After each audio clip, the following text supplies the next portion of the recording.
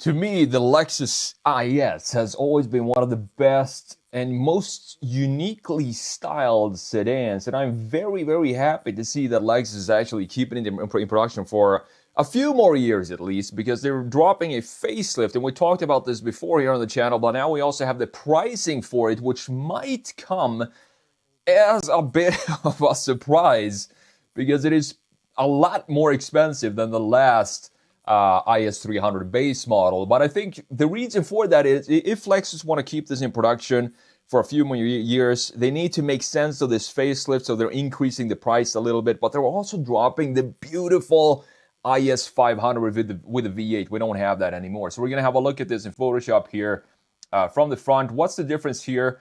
Not many differences except for the front view, which is a pretty substantial facelift. The side view right here as well. The rear end, the interior, which look fantastic. I think this might be one of the very, very few cars that I actually like the 2026 model year better than the previous one. Let's take a minute to thank today's sponsor, Redtiger. They sent me their camera View Clear 70, so I'm going to show you here in a couple of minutes what it's all about, so let's dive in. First of all, let's check out what's in the box. Of course, you have the front camera, the rear camera, and you have the power cables as well, in addition to some adhesive stickers to put on your windshields. Install takes about 5 to 10 minutes. All you got to do is just plug them into your cigarette outlet and draw the cables to the front and the rear camera and tuck them in nicely however you want, and you are all good to go. We have voice command, so we can go to show front camera. So what is the spec and tech of the Redtiger View Clear 70? So it comes with dual Sony IMX678 image sensors, dual Starvis 2 Starlight night vision technology, and dual HDR. The rear camera is a 2.5K camera with OmniVision's new generation, featuring something called Wondrix TM Pixel technology. You can either connect it to the Wi-Fi with your phone and just simply download the files to your phone that way and then transfer it to your computer, because you do have high-speed Wi-Fi here compared to traditional 2.4 gigahertz and 2 megabyte per second. This one has 5.8 gigahertz or 8 megabytes per second. With the View Clear 70 from Redtiger, you also get a hardwire kit that you can plug in straight into the car's battery, which means that you have parking surveillance and a parking guard. Now, if you want this camera for yourself, I'm gonna link it down below in the description, so go and check that out. This one is the Redtiger View Clear 70. And of course, thanks to Redtiger for sponsoring this video. Then let's check out this article from Car and Driver. I'm gonna link it down below. 2026 Lexus IS cheats death but costs more after another refresh. After much conjecture about the Lexus IS fate, we now know that it'll stick around for a bit longer thanks to another facelift. This is the third time that the sports sedan has been facelifted. I don't mind that at all. If it's a great platform, if it's a great base underneath the body, just keep refreshing it. If people still keep buying it, why not? So you have a new front fascia here. And we're going to talk more about this in Photoshop in a minute, what I think about this. A new gaping maw, a restyled interior, and a few steering and suspension improvements. It's not just aesthetics on the exterior. They also worked a little bit on the steering and suspension, as we talk about here. Now, the lineup is only down to one single model, and that is the IS350 now. So we don't have the IS500 anymore. I drove it a year ago or so, fell in love with it, and then we have the 2026 IS350, the only one remaining, with a 311 horsepower 3.5 liter V6, which is not bad. But here's the thing. They updated this with the pricing for this. So it started $48,090 for the rear drive F Sport design, and that is a $6,260 increase versus the last year's entry point, the 4-cylinder IS300. Now, you do get a V6 in this, so it's not the same powertrain, obviously.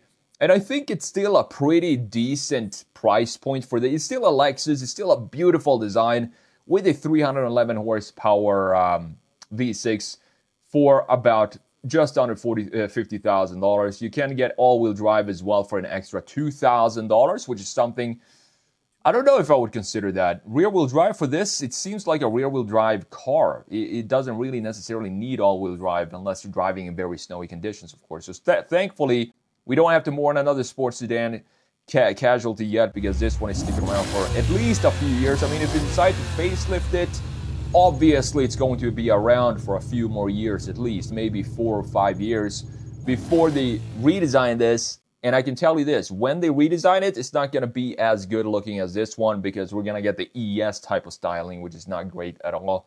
The 2026 IS still looks like last year's model year in side profile, but it wears a new face with a reshaped grille that extends up to the leading edge of the hood. The F-Sport trim features a new rear spoiler, and this rear spoiler, I think it looks too aggressive for me.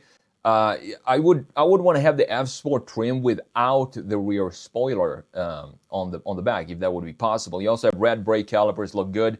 F-Sport designed wheels, 19-inch aluminum wheels. The interior, though, a larger 12.3-inch digital gauge cluster right now sits right ahead of the driver with a nice housing for it. And instead of the old 8-inch standard infotainment screen, we now have a 12.3-inch screen. And honestly, this is also very, very rare, that I do prefer a larger screen over an 8-inch. I prefer the 12.3 here. I'm going to show you exactly why in Photoshop in a minute. So the climate control switches and toggles, still physical in a beautiful array right underneath the infotainment screen. Nice to see it. You got forged bamboo adorning the center console and switchgear. Beautiful. You got 2 USB-Cs in the front and rear, a wireless charging pad, and the choice between standard 10-speaker or a 17-speaker Mark 11 sound system. And as we said, the 472 horsepower V8 IS500. Unfortunately, I wish, since a lot of other companies are coming back with V8s and developing new V8s and V12s, it would be nice to see that they just kept the IS500 for this refresh as well with the V8, because it's such a fantastic car. But now we have this IS350. You get it with either a 8-speed automatic with the rear-wheel drive or 6-speed automatic in all-wheel drive. So you got electric power steering and suspension revision. Are meant to improve the steering feel, hopefully for the sportier vibe and overall responsiveness. So with that said, let's jump in Photoshop here and let's have a look at this design. Because as I said, the front end is definitely the design that is completely different from the old one with the facelift. Obviously, that is usually what happens with facelifts. So we do have a brand new front fascia, and honestly, I prefer the old one here for sure when it comes to the design, because I think the new one, if you look at this, it feels like it lost a lot of its personality, and now it looks way more anonymous than it did in the previous generation. I always loved this line that came down from the hood into the spindle grille, creating this big grille. We have a nice chamfer underneath, this being the IS500, the V8 model right here. And you have this Nike chiseled swoosh logo inside of the headlight unit. Beautiful bulge here for the IS500, of course, on top, and some black graphics in the lower section with these intakes right here. Now look at the new one. The differences here is they removed the separation right in this area between the grille and the headlight. And what this does now, this makes it look a lot more like a Toyota, in my opinion, because Toyota is doing something similar to this, even though I do think the headlight unit itself is probably the same headlight unit that we had in the old one. They didn't switch that up, but they redesigned everything around the headlights. And the spindle grille became less pronounced, and now it doesn't have the same personality, strong personality that I really liked about the old generation IS. I still think the old generation even looked more modern for some reason than the new one. And there is a little bit too complex designs in this area with, I'm not entirely sure what's going on here. It's very hard to see in this image, but it looks a little cleaner in the previous generation right here. So let me know which one you prefer. This is also a new color. I think it's called Wind, and I do love this color because it feels like it's a flat, almost clay, like dark, bright silver gray color. It's a beautiful design because what this does, it shows off all the lines in the hoods and in the bodywork very nicely. You can appreciate those lines nicely with this color that we have right here. Now look at side view. Of course, not a lot of changes here, but the big change is going to happen in the wheel design. Not sure why they went back to almost very, very dark gray, almost black wheels. The IS 500 wheels, definitely the ones I prefer. But this is a study. The Lexus IS is a study in line flow. Because look at this. We have this line right here coming down from the corner of the taillight. You can barely see it right here. Another line coming down here, up here. And then we have almost a bangle butt, the E65 7 Series design for the rear end. The trunk looks pretty much like the 7 Series from the Bangle era with this little shelf up top here. We're going to have a look at that in a minute. And then we also have this line. So we have almost like 3 different shoulder lines, one going up here, one going down, and then this line that connects. If we extend this, it would connect straight to the corner of the headlight unit right here. And I've always been a massive fan of this line that goes down here, because what this did in the previous, the IS before this, it went up and straight connected to the line of the taillight unit. Now, it doesn't connect really anywhere, but we do have a nice line here as well in the rear end for the taillight. So it's origami design. It's like fold and sharp lines, soft surfaces all over this design. And then also, of course, we have this line in the side right here going down in this area. And a pretty massive hood. It's even more massive with the bulge that we have on the IS 500. Now looking at the greenhouse design, beautiful 3-box proportions for this design. And of course, if we draw down the A-pillar straight, it's gonna connect to the center point of the front axle, exactly like we want to see in designs like this. But personally, I still prefer the old generation here in inside view, even though there's not a lot of differences. But the main reason is because we have silver wheels. Now looking at the rear end design, you can see that we had a much more subtle rear wing for the F-Sport in the previous generation.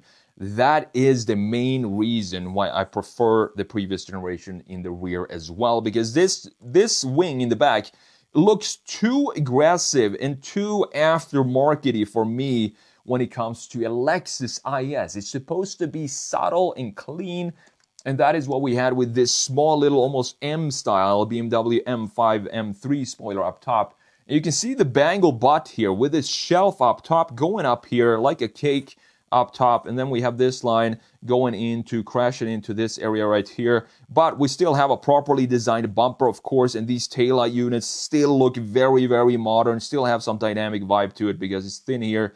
Going into a little bit of a thicker piece. Then super thin, sharp line in the middle. And of course, this being the IS 500, we have these interesting position for the tailpipes. And it sounds fantastic, this vehicle. It's just a beautiful, beautiful sedan, the IS 500, and it's a shame that they dropped it for 2026. Now, look at the new one here. The diffuser looks pretty much the same as what we had on the IS 500, maybe a little bit more aggressive in this area, and of course, not quad exhaust pipe, but thankfully, we do have dual exhaust pipes symmetrical right here, and we have this line still intact for the bumper, and this line going down here, creating a nice framing for the key graphics in the rear. And that's about it. There is really not a lot of changes in the rear for the refresh, and that is totally fine. I do like the diffuser sticking up a little bit higher than it does in the black graphics that we have in the front, because we want to remove some mass in the rear right here. But the biggest change for me that is a positive for the new 2026 model year is this interior, because usually I'm more a fan of a smaller 8-inch screen like we had in the pre-facelift up here. But now we have a 12.3-inch screen, which in my case, it looks better to have the larger screen. The reason being is, look at this. We have the windshield line right here, and this 8-inch stick up way too high for me, even though I always loved this analog clock that we have and all the physical buttons right here underneath. But they even cleaned this area up in the new one. So looking at the 12.3, you can see we still have the window line right here, but now it's more of a vertical or horizontal layout, a widescreen layout for the 12.3-inch. And it honestly feels like the 12.3 is more naturally integrated in this design. We also have a brand new steering wheel, as you can see. Not sure which one I prefer, but the good news here, we still have all the physical buttons on the steering wheel itself. We have the paddles in the back, the housing for the gauge cluster, and this is also a big improvement over the previous one. Now we have physical toggles up and down for the temperature right here, a bunch of USBs, wireless charging pad right here, cup holders, heated and ventilated seats in this area, and I do like this red interior. And look at this, small little change right here for the vent design, something that they said, why not? We have the opportunity to redesign the vents, so why don't we do that? And they did that here as well. However, the gauge cluster situation, definitely prefer the old one because it still had some analog features in it. It looked beautiful with this nice housing for the speedometer and tachometer right there in the middle. Now everything, of course, is completely digital, which is fine for a 2026 model year, I guess. We still have the layout and the housing proportions for everything that I want to see for the IS. So glad to see it still stick around, but very, very sad to see it not being in the IS 500 trim anymore for the 2026 model year. I wish they kept the V8. However, when it comes to the styling overall, I still prefer the previous pre-facelift version in this case.